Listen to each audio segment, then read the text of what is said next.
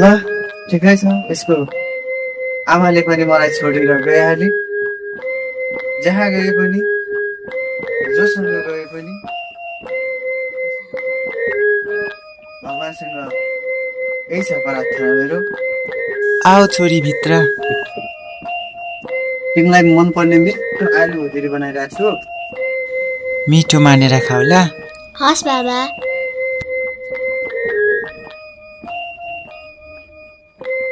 घरमा कोही हुनुहुन्न कि के हो? ए अङ्कल पो हुनुहुँदो रहेछ। अब यताबाट म सजिलै खाना नास्ता हुनेछु। अङ्कल तपाईँलाई पनि गाह्रो छ है, यति कलि उमेरमा बिहे गरेर आन्टी अर्कैसँग गइहाल्नु भयो। दुःख छ हजुरलाई पनि। यस्तै छ भनौँ। अब छोडेर गइहाली, कलेरै उमेरमा बिहे गरियो। अब त्यही एउटी छोरी छ, त्यसैलाई पढाउनु पर्यो, हुर्काउनु पर्यो। अब त्यसैलाई ठुलो मान्छे बनाउनु पर्यो। अब यस्तै छ, के गर्ने त भाग्यमा। अङ्कल कति वर्ष हुनुभयो र तपाईँ अहिले? मलाई 21 वर्ष भयो। हेर यति लामो जिन्दगी छ, एक्लै कटाउन सक्नुहुन्छ त अङ्कल?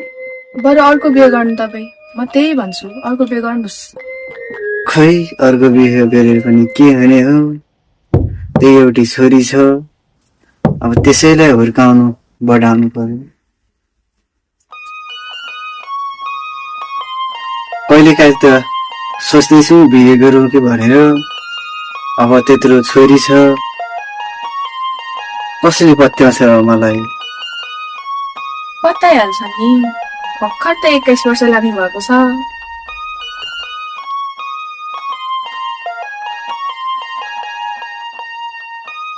बुनु त्यो ऐना देऊ त।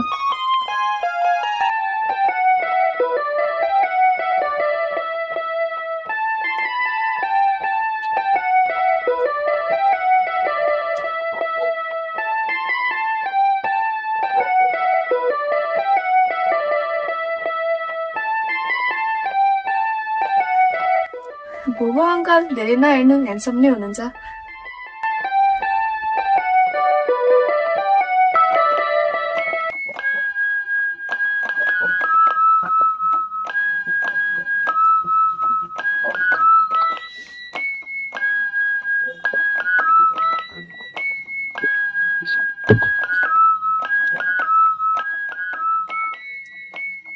हेरौँ त्यस्तो हित्तो चित्तो बुझेको, मन खाएको कोही भेट्यो भने गरौँ न। आधी उमेर बाँकी नै छ।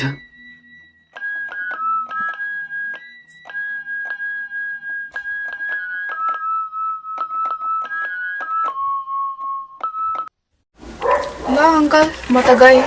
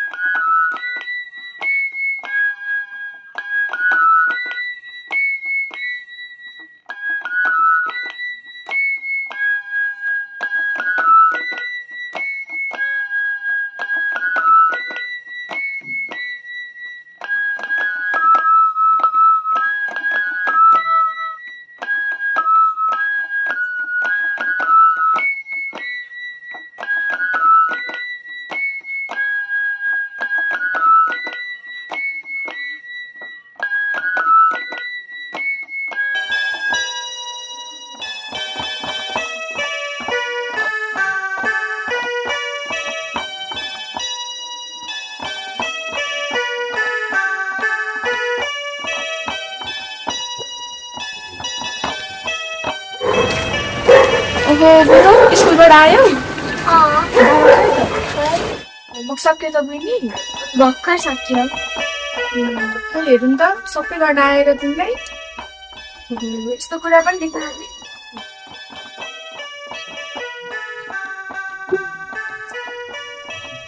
दिदी तपाईँलाई स्किपिङ खेल्न आउँछ आउँछ नि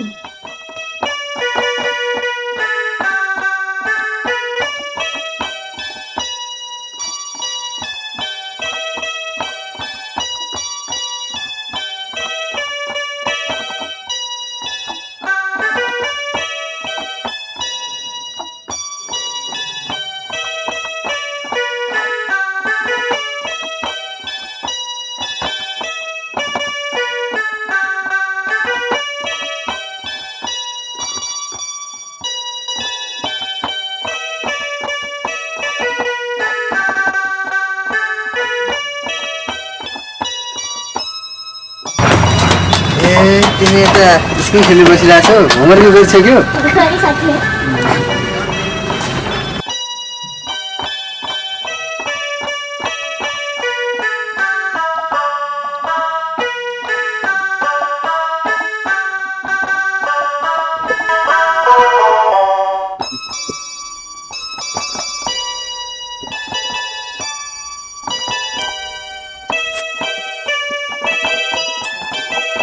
सबै आजको होमवर्क हो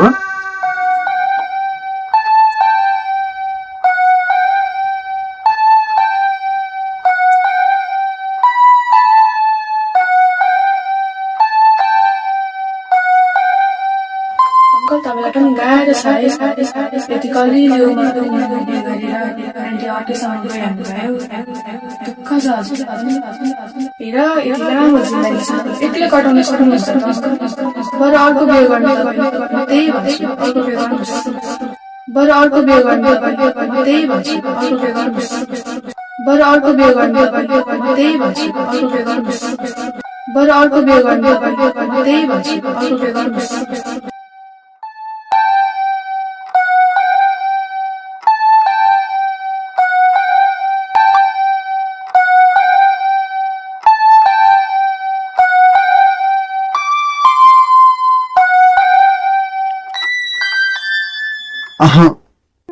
म यो गलत कदम कहिले उठाउँदिन त्यसै छोडेर के भयो त मसँग मेरी छोरी छ अब बुढेसकालको सहारा त्यही एउटी छोरी हुन्छ मेरो म यो गलत कदम कहिले उठाउँदिन त्यसै छोडेर के भयो त मसँग मेरी छोरी छ अब बुढेसकालको सहारा त्यही एउटी छोरी त्यही एउटी छोरी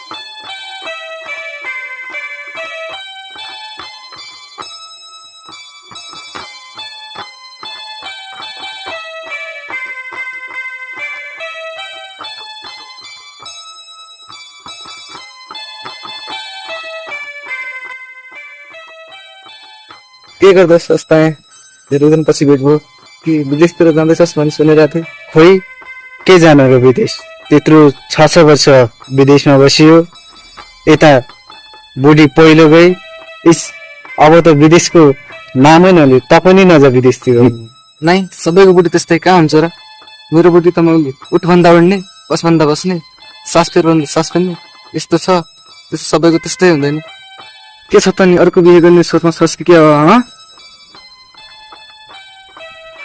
एकचोटि बिचमा गरौँ भन्ने जोस पनि आएको थियो अब पहिले गोली त्यसरी छोडेर गयो अब के बिहे गर्नु र हेर साथी मैले भनेको मान्छस् भने ता पनि विदेश नजा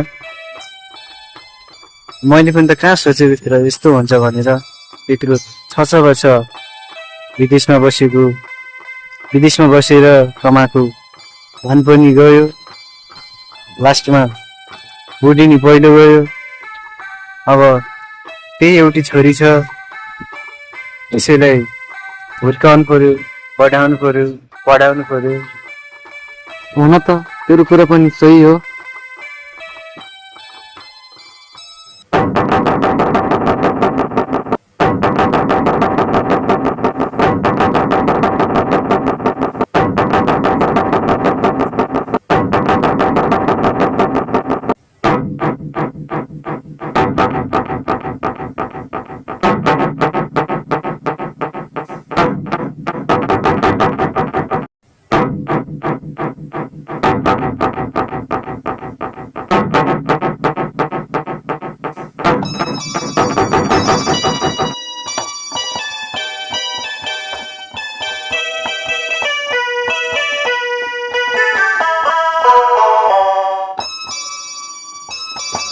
जा जहाँ जान्छे जा रानीले छोडेर गए म यसै खुस छु